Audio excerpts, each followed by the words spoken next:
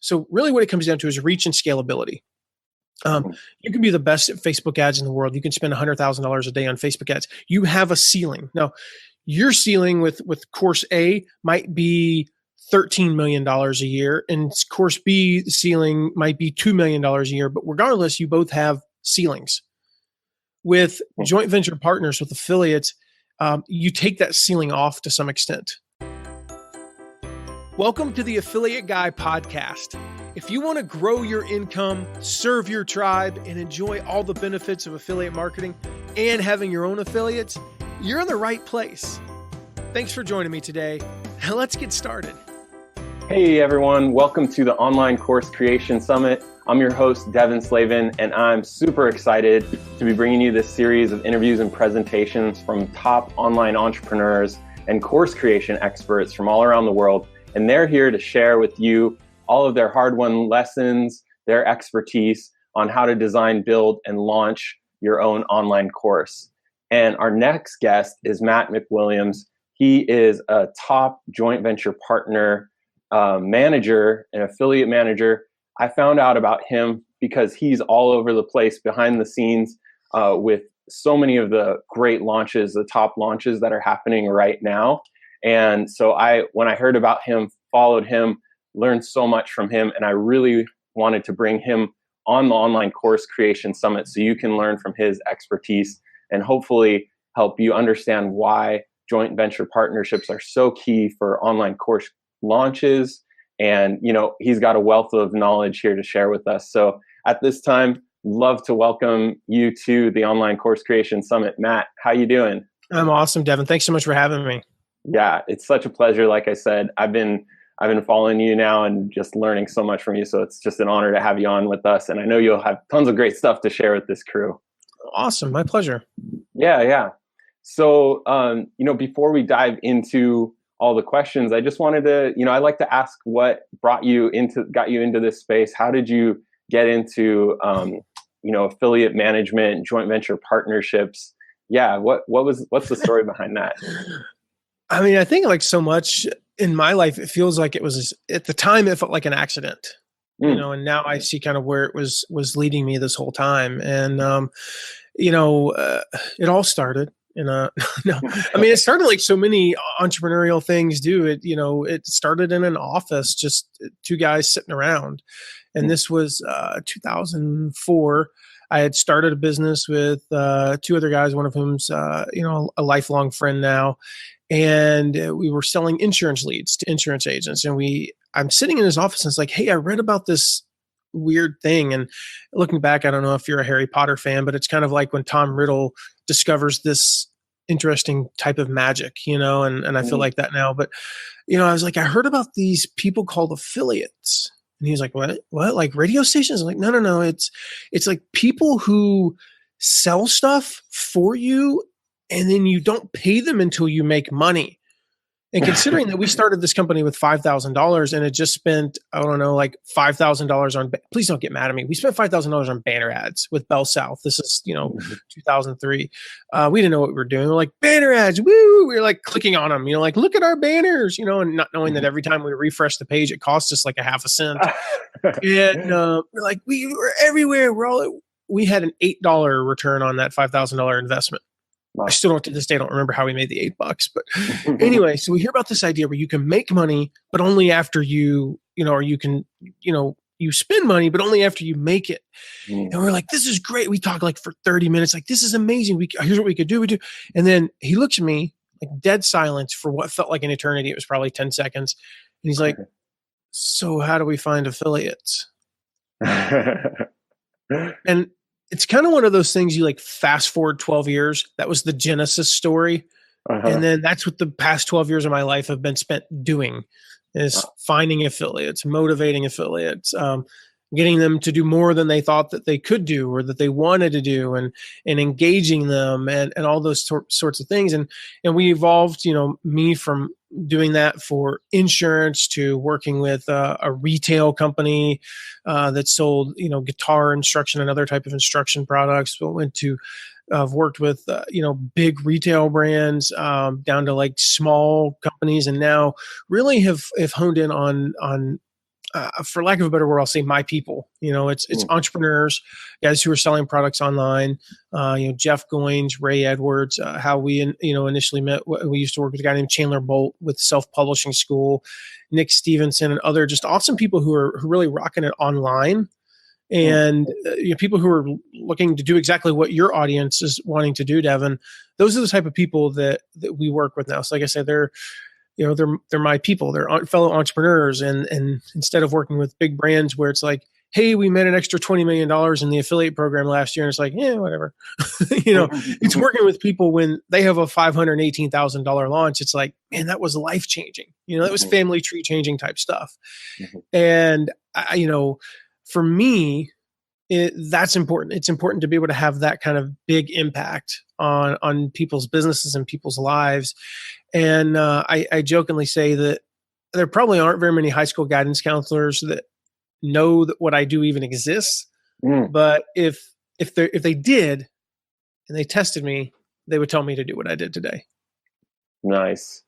Yeah, that's like, if they only knew about where they could be guiding people. Yeah, that's a whole interesting story in itself. Like we could talk about the future, next generation. But I love, it's so cool to get a snapshot of your story, because it's like that moment, what was that, 12 years ago or whatever, somewhere around there, where you're like, how do we get affiliates? Like after learning about them, and then fast forward today, you're expert, you're leading the, in the field with that, helping with these major launches. And so it's so cool to see that, because it shows that anyone in a way can do what they set out to do. Like you can start from wherever you're at and get to become an expert in something. So I just love highlighting. Oh, totally. So it's super cool.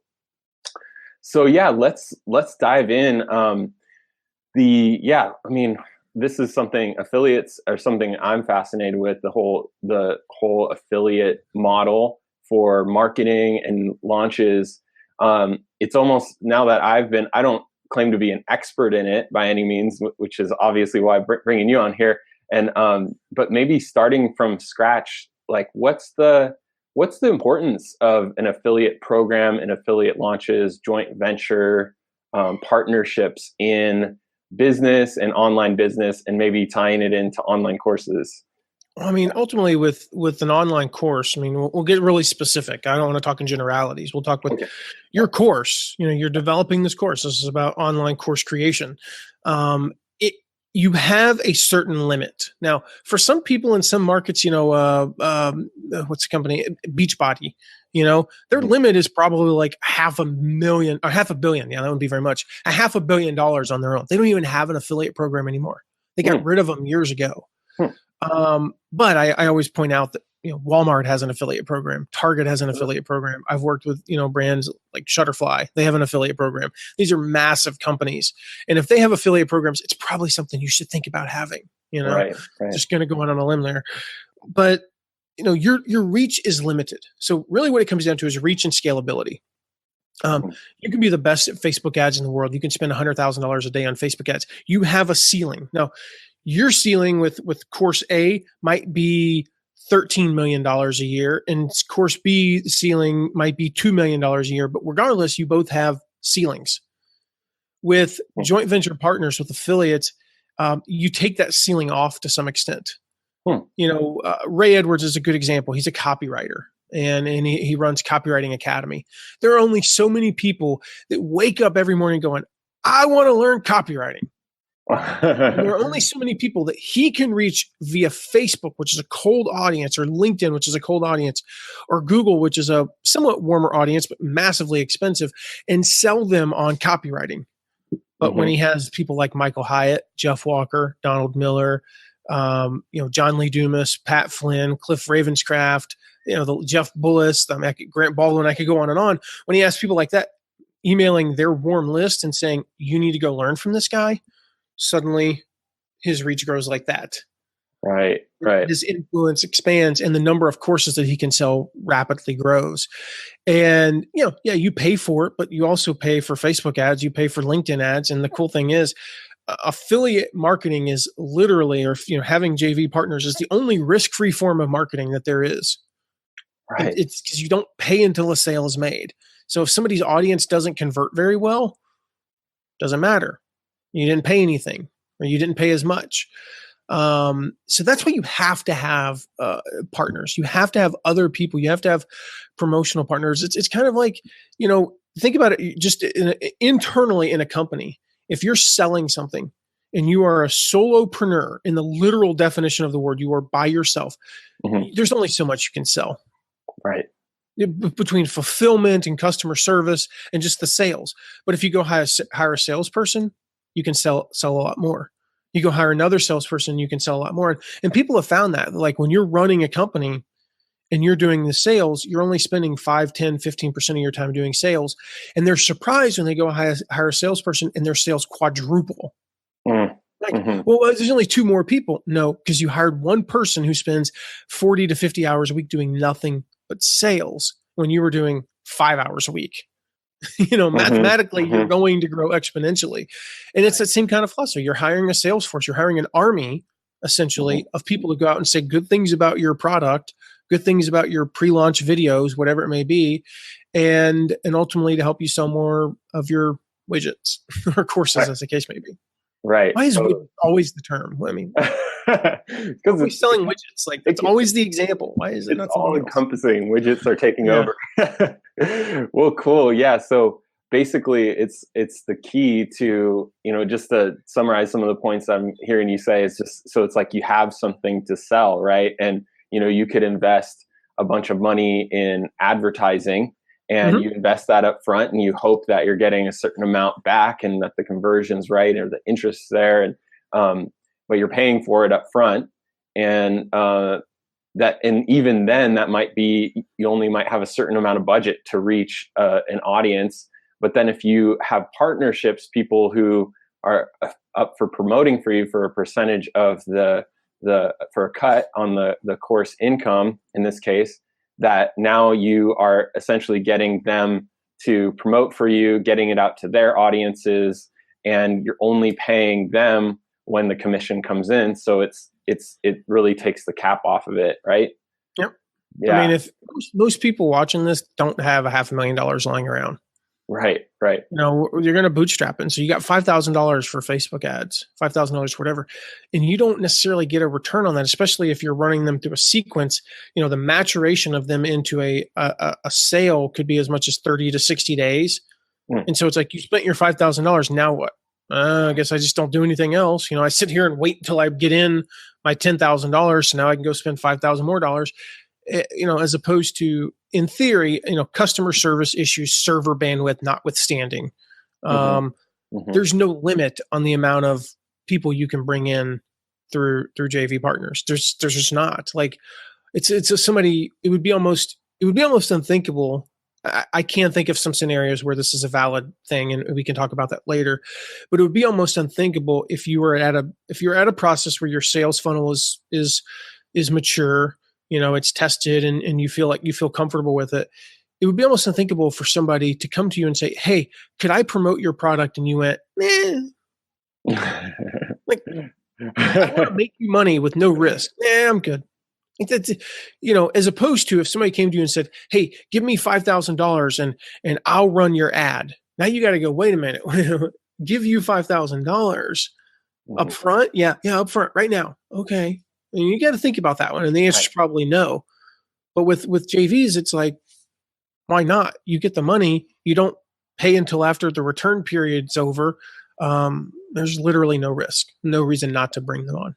Yeah, and it's incredible. And I think, just to bring in the context of, for people who haven't created a course or a product and marketed it before, they haven't gotten to that place, they might not be thinking, I think it's easy to basically come into the scene and think, oh, I'll create this product and then just put it out there and it'll sell itself. But, for myself and creating courses, products, and also, guiding people through the process, there's this point of realization at some point where you're like, I've either created it or now I'm just trying to get the word out. And then where the heck do I actually even promote it? What actually works? And of all the things that I've tested, for me, the 2 things that are most effective are, promoting to my own email list and promoting to joint venture or through joint venture partners. And the thing with the email list is you have to have an email list, and that takes time to create it. And I'm sure so do joint venture partnerships, that's the partnerships work. But, so it's like, it still comes back to partnerships as a key leverage point. So I just wanted to bring that in because I'm thinking of some of you course creators out there, or, you've got that course in mind, but you haven't gotten to the point where you have to promote it and realize, wow, it's actually such a blessing to have people would actually promote and get the word out about your course. There's that point, so I just wanted to highlight that. No, absolutely. Yeah. So some other things. So here's what I run into a lot of time. Speaking of folks, course creators who haven't really got into the sales and marketing, when we bring up joint venture partnerships and affiliates, we run into like, wait a second, you mean I have to give a percentage of my profit or percentage of my course tuition away to people who are going to promote it to me? Like, I don't really want to do that. And is it, and then when we talk about the percentage and how much a typical, the percentage might be given away, they get even more afraid of that and concerned with it and kind of turned off by it. And I'm curious, if you've ever run into that with people that you worked with, or, if you could speak to that issue. And maybe what have you seen in terms of affiliate kind of percentages, or that, how do you call it? Commission, like what is the percentage of commission and how to deal with that sort of psychology a bit? Yeah, I think if I don't answer the second question, remind me. So I might go off on a tirade here. Okay. I mean, I don't know how else to say this other than just to be blunt. I mean, there's probably is a softer way I could say this, but the argument of, I can't give up that type of commission, that's just stupid. I mean, it's simple mathematics. Again, apologize for being blunt. That's just how I am. If you read my blog, I'm just like, here's the information and I'll tell you like it is. Yeah, I appreciate that. You're either going to get 100% of nothing or 50 to 70% of something. You do the math on that. It's like people saying, I mean, here would be the best example that I could come up with. It would, assuming that there were no unemployment, assuming that the unemployment didn't exist, let's take that out of the equation. You're literally living off of nothing. You're in your parents' basement. You're not even paying them rent, and you're eating their food, which, probably consists of primarily ramen noodles and Totino's pizza if they're good parents and they're not feeding you well because you're still living with them. And you said, I'm not going to take that job that pays $60,000 a year because it's not $100,000 a year. That's just stupid. Now, it's one thing if you've got like 6 offers and you're trying to choose between them, but that's just really terrible logic.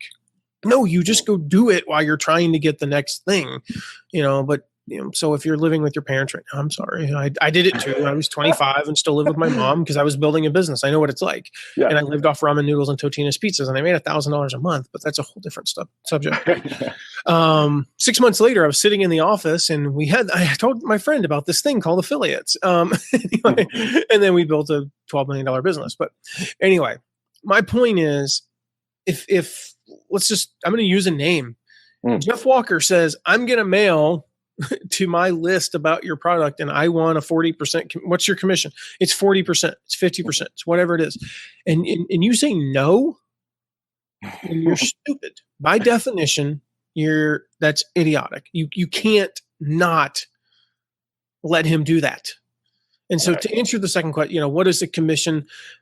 We have a whole process we go through. It's a very lengthy process about determining what the exact ideal commission is. And we don't have time to go through kind of how we figure out what the final number is. But I'll give you a range for courses. It somewhere in the 30 to 50% range is ideal. I think there was a time when you had guys doing like a 75-25 split. We'll give you a 75% commission. To me, honestly, it reeks of desperation. And I will give you an example of where that would be valid in a moment. But typically 30 to 50%. And what that means is if you have $1,000 course, you're going to be paying just like you would if you were doing Facebook ads, only you're paying afterwards, or Google AdWords or whatever. You're going to pay between $300 and $500. Now, the difference in that range, whether it's 50% or 30%, comes down to a couple factors. One, it comes down to your overhead. If your course is very service oriented, in other words, I'm going to make up an example here. You're doing a weekly call with everybody in your course for a year with you, the course creator. Your time is the most valuable in your company. That is a high value, high dollar, high cost item. If you are providing a coach, let's say it's a $2,000 course, and part of what you get is a coach who takes you for the first 6 weeks. And you're going, my coach, we're paying my coach $75 an hour to work with you. 75, times 6, all the time that's $450. That's no different than saying Reebok has a cost of goods of the leather to their shoes and the labor. Most online courses don't have a real cost of goods. You pay credit card processing, server fees, and you hire a customer service person or two. Mm-hmm. But if you have an active community, you provide coaches, you do a lot of these things, your costs start adding up. And it's very easy to justify and say, listen, our costs on this are $500. Mm-hmm. So we're basically paying a 50% commission on the remaining $500, which works out to what's 75 into 2000, into 20. We'll just call it a 30% commission, 35% commission. That's why we're offering this. The other factor is prizes. When you're doing a course launch, prizes are a big thing. Mm-hmm. So for $100,000 launch, the prizes might be something like $5,000 for first place or a MacBook Pro, things like that. But when you're doing I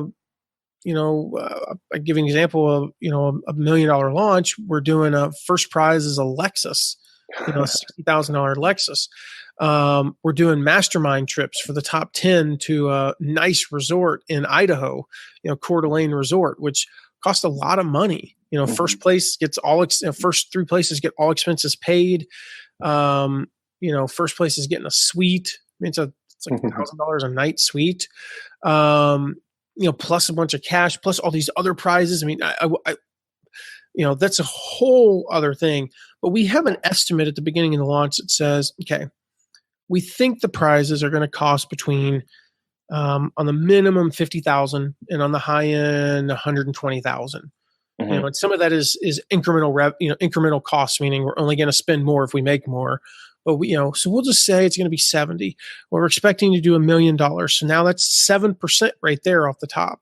Mm-hmm. So it's one of those things where you offer maybe a 30% commission, but then these massive prize packages that really get people moving. Mm-hmm. And you work through all that. So there's no exact science. A lot of it is just gut, but I will tell you that every launch that we run, our commission is 40%.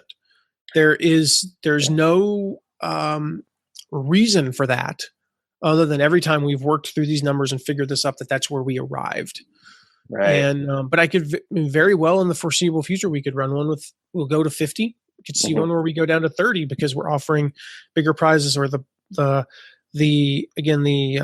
cost is higher in terms of time and things like that. So that's how we arrive at it. But ultimately I think 50 is the high end. And I think for courses, I can't see going below 30 on digital courses. Right. If we're talking coaching programs and things like that, that's a different beast. If we're talking a physical product, that's a different beast as well. Shutterfly, who we used to work with, their commission is 10%, but it's a physical product with a high cost. Instantly, the second you buy something from Shutterfly, 60% of their revenue is out the door in cost of goods. So they're only left with 40. So essentially we're paying a 25%, commission on what's left. And that's before, they pay a person to actually put the stuff in the box and all that. That's just the paper, literally, or the calendar or whatever it may be. So it really depends. But since this is about courses, you want to be in that 30 to 50 range. Awesome. Yeah, great. That's I'm so grateful for this answer. I'm not going to take that answer and, just show people your video clip because it's hard for me to explain that to people, the logic. But yeah, so it's basically dumb you're basically saying no, if you don't do affiliates in your course launch, you're basically saying no, you're like closing the door on all of this growth. And essentially, people, new participants, new audience, So it's like, you just got to get over that idea that that scarcity thinking that, oh shoot, I can't give away a percentage of my course. I mean, imagine, I know we might be beating a dead horse, but I know there's always somebody who doesn't quite, they still get scared. And it's like, imagine somebody is literally standing at your door and all they want to hand you a $100 bill, and all they ask in return is that you hand them $50 back. And then they want to do that over and over again. And you say no, because it cost you $50. It's the same mindset as there's like, oh my goodness, you mean at the end of this launch, I've got to shell out $500,000? Yep. Because you made more than $1 million that you would not have made otherwise. Like, that's the key point, right? We all have that friend or five who will mail about your product out of the goodness of their heart. But we usually don't have more than 5 friends like that. I mean, I'm going to tell you, in any launch we've ever run, not a single one of the people who finished in the top 10, the guys selling $100,000, $50,000, $20,000 worth of product, mailed out of the goodness of their heart. And they certainly didn't mail 13 times or 7 times or 10 times out of the goodness of their heart. They certainly didn't email me wondering where they were on the leaderboard out of the goodness of their heart. They did it because they wanted the money. They wanted the prizes. They're competitive. We can talk about that, like leaderboards and things like that. But yeah, they didn't do it just because they're nice and they're friends with them. Even though they might be really good friends with this person, they still did it because it's a business. Yeah, right. That's the thing. And I want to get into kind of like the mindset or the sort of the how to approach that process for course creators of like, going and finding affiliates, and we'll pick your brain on that in a bit. But I do want to say that, I think it's a really key thing for people to basically, oh shoot, I just forgot what I was going to say. I'll have to come back and edit that. No, I probably won't. Basically, what was I going to say? The cost of businesses. So the thing that I think people don't get on the other side of being an affiliate is there's a cost to mailing. It takes time and energy. Sometimes people leave your list, when you mail out for someone else, because in that moment they felt like they were getting promoted to, or something, whatever it is. People have their reasons, and there's a limited amount of promotions that an affiliate can do. So I just wanted to mention that, and you probably have more information on that. So people think, oh, well, why don't they just mail for me? Well, there's the time, energy, resources that, there's costs on their end too, right? I mean, there's a limited number of opportunities that I can mail my list about anything. I have my own list, and if I mail about your stuff, then I'm not mailing about something else, whether it be somebody else's something or my something, whatever it is. So there's a finite number of times that we can mail our lists. And so, yeah, I mean, I run my personal email list is part of my business. I don't run a charity. Not that there's anything wrong with that, but I don't. I'm in this. And I always say it's like, money may not be the best scorecard, but it's the only scorecard I have in business. And, so that's what it's about at the end of the day. And I mean, that may sound like, oh, Matt's just a greedy capitalist. Well, yes, to some extent, because that means I can do things like, hey, if I mail my list and you pay me $10,000, I get to take my family to San Diego for 8 days. Right. Cool, right? We get to go to Disney World and SeaWorld, not worry about that. I don't know. Maybe I can send my daughter to college. These are big deals, right? Yeah, and so, I think that's one thing to remember is there is a cost to the person promoting you. And it's the same philosophy. It's like, well, I can't afford to hire anybody. Well, in the example I gave earlier about hiring a salesperson, you pay that salesperson, say $80,000 a year. There's an expectation they're going to make more than $81,000 in return. So you can't not afford. Am I making sense here? You can't afford not to hire a salesperson in that case. And I get it. I get the fear. Please don't get me wrong. I get it. It seems like a big number. Trust me, when you're making you're sending out $212,000 in PayPal transfers like that. There is that feeling of, but you just have to remind yourself that, oh, wait, I did that because I have $614,000 in my PayPal account. Mm-hmm. Mm-hmm. Yeah. Cool. I feel better. Yeah. And that's why clients actually hire us. One of the things we do is pay affiliates so they don't have to look at those numbers. That's a good reason. Bonus reason. So yeah, well, that's cool. I think that's super helpful to get the mindset, get the sort of scarcity thinking mindset out of course creators around affiliates. Thank you so much for listening today. Remember to check out all of our deep dives into affiliate marketing at theaffiliateguy.tv. And if you have a question, you can ask it at asktheaffiliateguy.com. Who knows? Might end up being featured on this podcast.